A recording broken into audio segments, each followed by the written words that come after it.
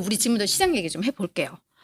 지수를 먼저 좀 보시자면 다우는 0.7% 올랐습니다. 반면에 S&P 500 0.3 내렸고요. 나스닥 지수 1% 넘게 급락이라고 해도 되겠죠. 네, 급락을 했습니다. 그동안의 패턴들과 반대되는 패턴이 나와요. 다우는 계속 밀렸을 때 S&P 나스닥은 올랐었단 말이에요. 근데 이게 약간 반대가 됐습니다. 특히 그동안 많이 올랐던 기술주들, 뭐 엔비디아를 필두로 해서 뭐 슈퍼마이크로 컴퓨터, 뭐 브로드컴 다들 많이들 빠졌어요. 델도 그렇고.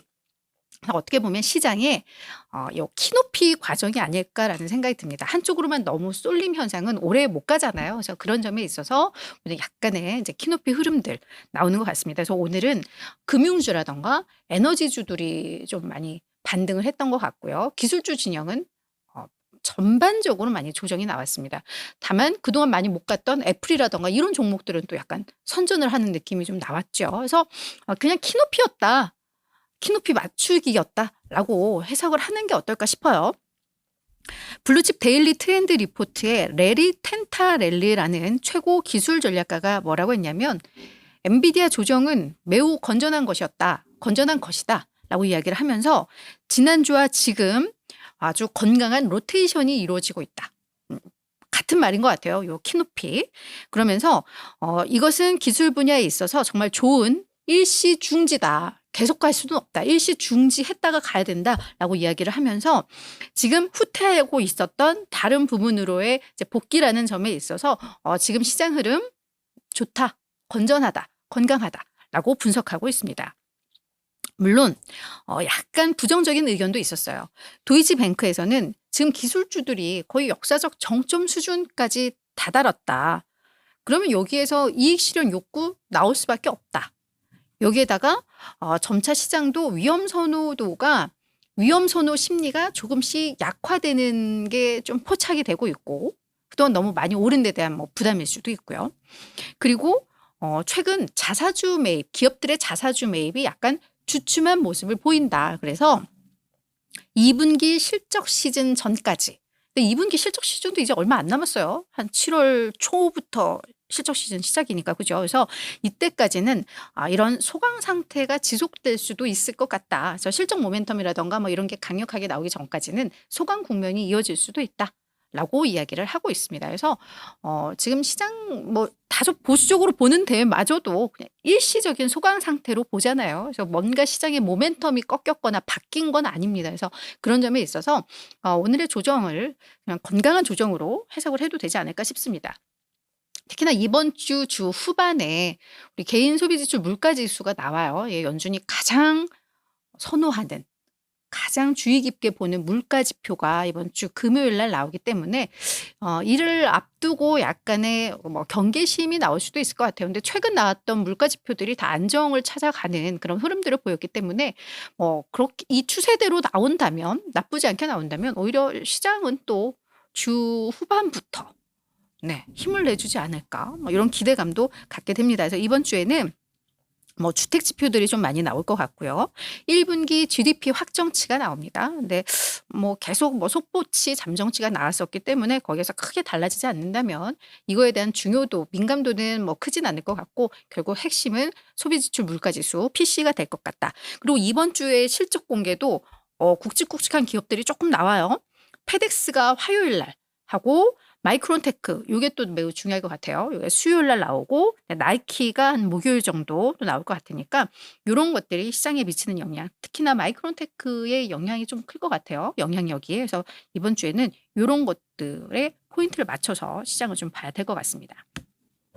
자, 이 밖에 나왔던 또 주요 이슈들 점검을 해볼 텐데요. 자, 톱니.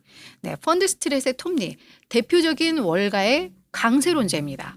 그리고 2023년에 다들 뭔가 오락가락 글쎄 내년 증시 좀 불안한데 이럴 때 톱니는 끝까지 강세론을 외쳤고 2023년 증시도 잘 맞췄고 2024년 증시도 잘 봤죠.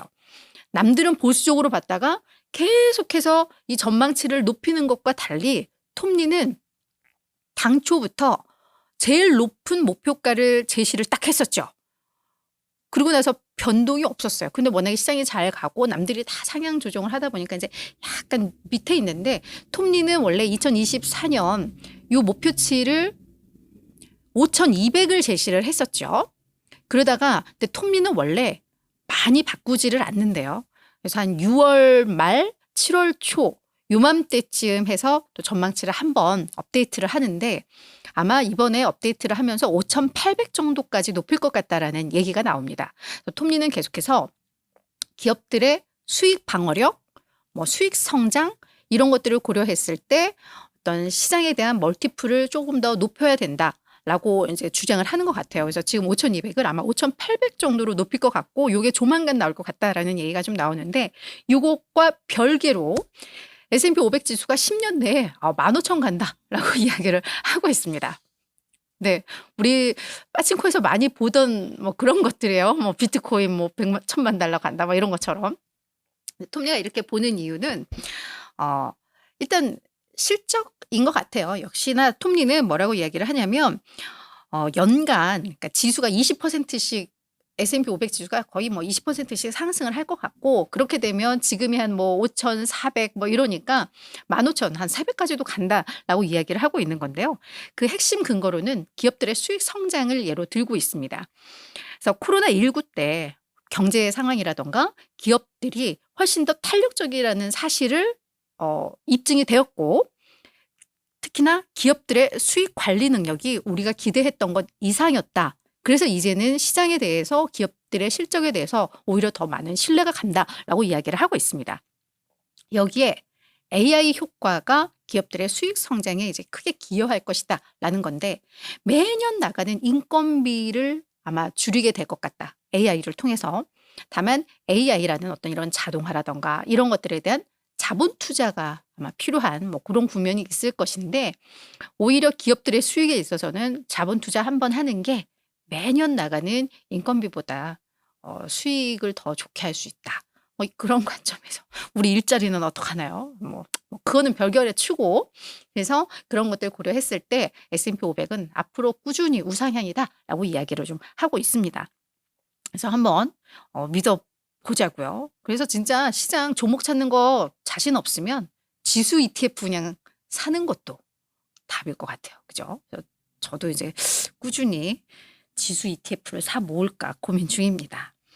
자, 그리고 오스틴 굴스비, 네, 우리 연준 인사가 또 발언한 게 좀 나와가지고 요것도 좀 이야기를 했으면 좋겠는데요.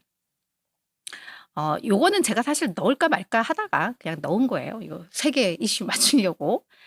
최근에 계속 연준 인사들의 발언들이 좀 나오는데, 똑같은 말입니다. 오스틴 굴스비도 뭐 인플레이션이 계속 약화되고 있고 실물 경제가 곳곳에서 이제 둔화되는 신호들이 나오고 있는데, 이게 뭐 한두 달, 한 몇 달 정도 더 이런 데이터가 반복적으로 나오면 우리 연준은 지금의 이런 제한적인 통화 정책, 이걸 계속 유지하는 게 맞는지에 대해서 의문들이 아마 제기될 거다.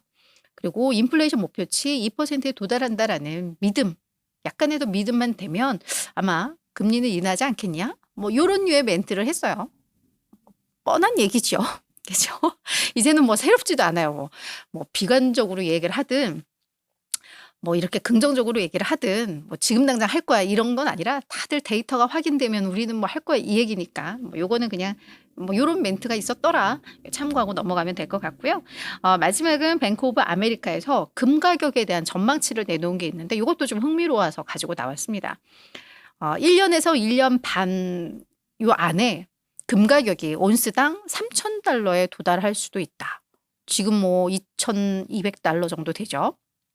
근데 이렇게 보는 근거에 대해서 지금 원래 뭐 각국 중앙은행들의 금 수요가 늘고 있다라는 것도 우리가 알고 있는데, 기관들의 수요도 꾸준히 늘고 있다고 합니다. 그래서 1분기에만 기관 수요가 한 3% 정도 증가를 했는데, 요거는 온스당 2,000달러가 가도 되는 뭐 정당성을 확보를 하는 거고, 수요가 한 20% 정도 증가하면 2,500달러가 가는 것도 이제 정당하다라는 거예요. 근데 나는 그럼 왜 3,000달러를 예상하느냐? 기관들의 수요가 이제 한 20% 정도 증가하는 거, 그리고 여기에다가 중앙은행들이 계속해서 금을 많이 비축하고 있는 거, 금을 사서 비축하고 있는 거 요거. 그리고 연준의 기준금리 인하. 뭐 요런 것들을 고려했을 때 이게 가능하다라고 본다면 결국 12개월에서 18개월 내 금 가격은 온스당 $3,000까지도 갈 수 있다라고 이야기를 하고 있는 겁니다. 그러니까 최근에 아마 이런 비상업적인 수요들이 늘면서 이런 전망을 좀 내는 것 같아요. 그래서 이것도 그냥 우리 참고로 알고 넘어가면 좋을 것 같습니다.